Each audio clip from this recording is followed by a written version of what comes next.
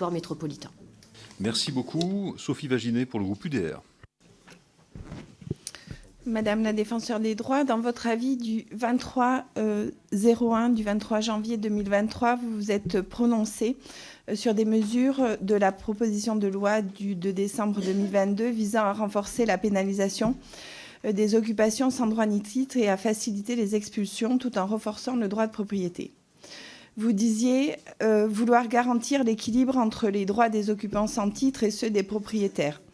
Vous rappelez qu'en France, le droit au logement est un principe constitutionnel, mais il ne vous a pas échappé qu'il est souvent en contradiction, en opposition avec le droit de propriété également protégé. Alors oui, le droit au logement est un droit fondamental, mais c'est sur l'État que pèse cette charge. C'est à lui seul qu'appartient le devoir d'offrir des solutions d'hébergement pour ceux qui en ont besoin.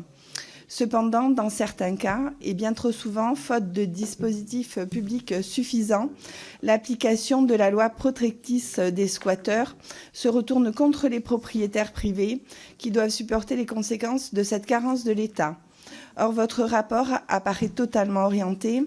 Les droits des squatteurs, qui sont pourtant dans l'illégalité, sont davantage la priorité que ceux des propriétaires, tout bonnement ignorés dans votre rapport.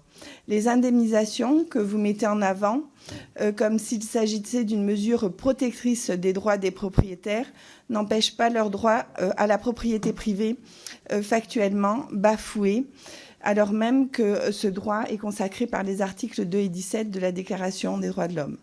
Des situations ubuesques ont vu le jour, comme celle où une propriétaire a dû payer des dommages et intérêts. Ma question est, que comptez-vous faire pour réellement rééquilibrer la balance et axer votre travail sur la protection des droits des propriétaires, que ce soit leur droit à propriété privée ou leur droit à la sécurité?